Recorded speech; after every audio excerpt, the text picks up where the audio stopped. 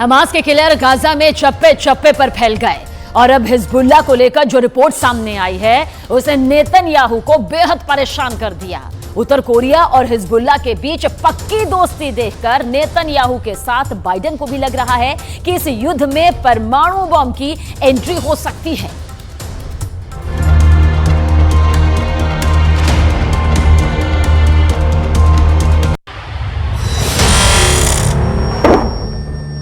Hezbollah का सबसे नया वीडियो।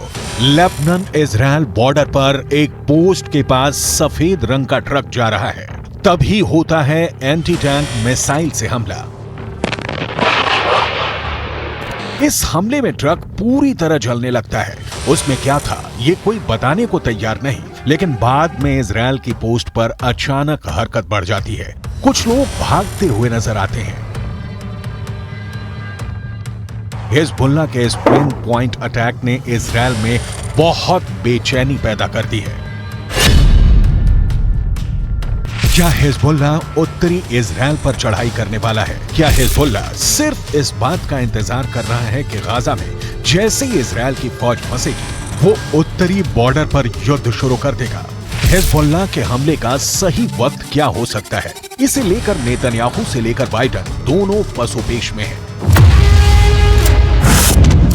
हिजबुल्लाह ने लेबनान इजराइल बॉर्डर पर कई हमले करके साबित कर दिया है कि इजराइल की उत्तरी सीमा अब सुरक्षित नहीं बची है। अगर गाजा पर ग्राउंड ऑपरेशन शुरू होने के बाद हमास, हूथी और हिजबुल्लाह ने एक साथ इजराइल पर हमला किया तो इनको एक साथ रोकना इजराइल के लिए बहुत बड़ा चैलेंज बन जाएगा। और तब अमेरिका की मदद के बिना हालात ऐसे बन सकते हैं कि ये तीनों फोर्स इजराइल की सेना को रौंद कर आगे बढ़ जाए।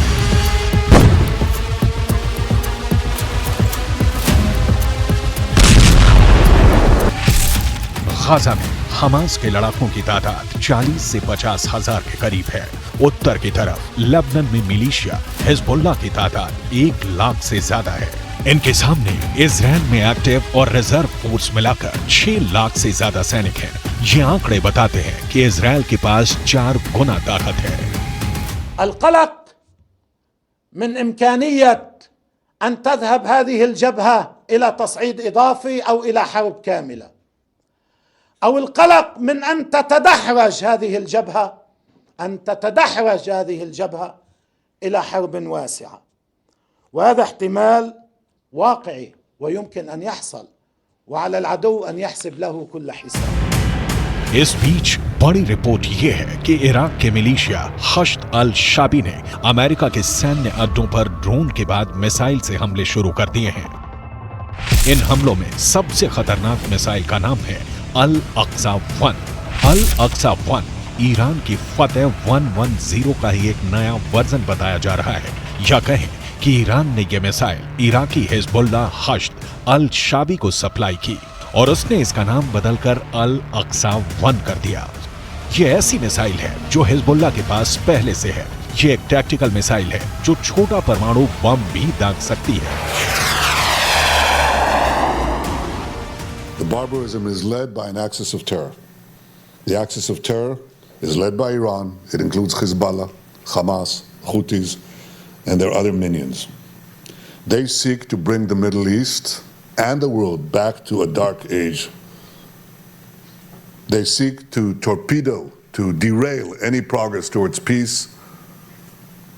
and the progress and the promise that we had in our budding peace treaties with our Arab neighbors. इसीलिए इस बैलिस्टिक मिसाइल को लेकर अब सबसे बड़ा सवाल पूछा जा रहा है कि क्या हिजबुल्लाह के पास टैक्टिकल हमले के लिए परमाणु बम भी हो सकता है? ऐसा परमाणु बम जिससे कम दायरे में बड़ी तबाही मचाई जा सके। क्या हिजबुल्लाह के चीफ हसन नसरल्लाह ने यह परमाणु सीक्रेट अभी तक छुपा कर रखा हुआ है? 2006 में अमेरिकी कांग्रेस को दी गई एक रिपोर्ट में कहा गया था कि लेबनान के मिलिशिया हिजबुल्लाह के उत्तर कोरिया से गहरे संबंध हैं। उत्तर कोरिया हिजबुल्लाह को हथियार भी देता रहा है। इसमें रॉकेट और मिसाइल से लेकर बम और गोले भी हैं। उत्तर कोरिया के लीडर किम जोंग उन को हिजबुल्लाह का बहुत बड़ा फैन कहा जाता है। उत्तर कोरिया ने फिलिस्तीन का भी हमेशा समर्थन किया है और अब दक्षिण कोरिया से ऐसी रिपोर्ट आ रही है कि जो रॉकेट हमास और हिजबुल्लाह इस्तेमाल कर रहे हैं उन पर मेड इन उत्तर कोरिया वाली छाप लगी हुई है। इनका लॉन्चिंग सिस्टम 2014 में ही उत्तर कोरिया से सप्लाई किया गया था। ऐसे रॉकेट हमास को भी मिले, हिजबुल्लाह को भी दिए गए। इसमें 122 मिलीमीटर का कात्यूशा रॉकेट भी है, जिससे हिजबुल्लाह ने उत्तरी इजराइल पर हमले तेज किए हैं। सवाल है, हिजबुल्लाह और किम जोंग उन का याराना डेंजर मार्क के ऊपर जा चुका है और क्या इसमें कोई परमाणु सीक्रेट भी छुपा हुआ है?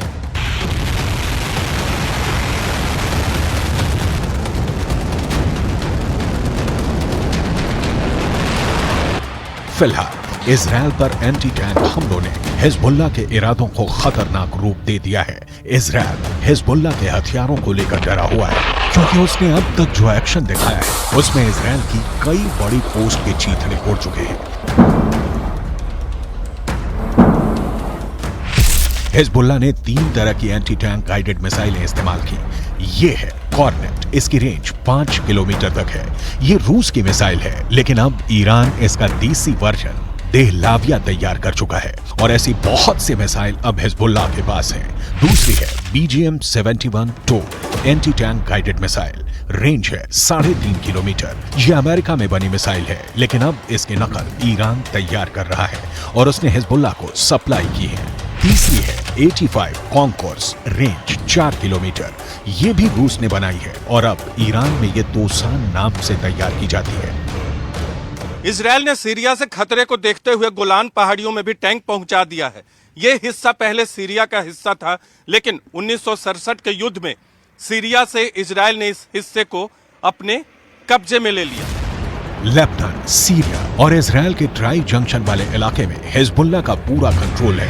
इजराइल पर वार करने के लिए उसको जो मिसाइल मिली है वो उसे ईरान से सप्लाई की जाती रही है और ऐसी मिसाइलों का हिजबुल्लाह के पास बहुत बड़ा जखीरा है। तीनों मिसाइल बहुत ही घातक है, लेकिन अब एक बड़ी मिसाइल का नाम सामने आ रहा है, वो है फतह 110।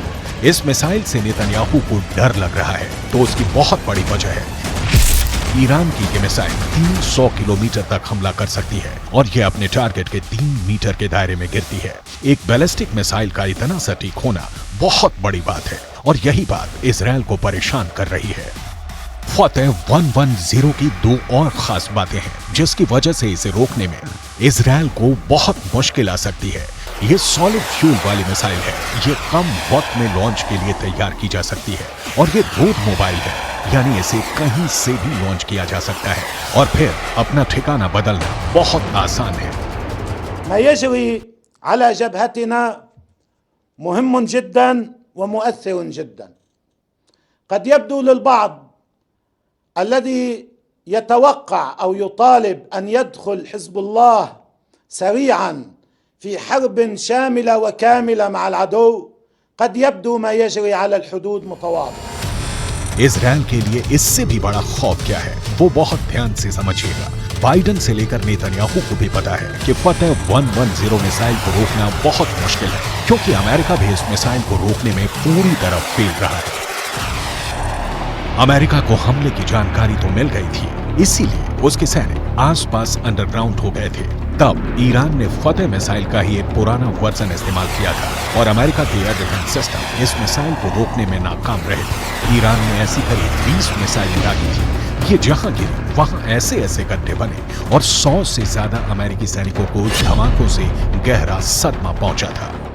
देखा जाए तो इस वक्त पूरे पश्चिम एशिया में युद्ध की चिंगारी पहुंच चुकी है। इजराइल से लेकर गाजा तक, गाजा से निकली आग लेबनान तक पहुंच चुकी है। चिंगारी सीरिया और ईरान में भी नजर आ रही है और अब उत्तर कोरिया से मिले हथियार बड़ा खतरा बनते दिखाई दे रहे हैं। If they go strong, if they're not defeated, they will derail this process. They will imperil the entire Middle East. If the Middle East falls to the axis of terror, Europe will be next, and no one will be safe. This is not a local battle. This is a global battle. The paramount need is to defeat this axis. That battle is now being waged by us against Hamas in Gaza. There is no substitute for victory.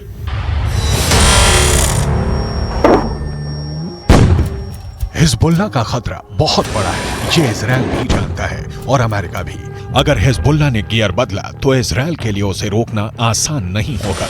यही वजह है कि America के विदेश मंत्री Antony Blinken Iraq का भी दौरा कर चुके हैं।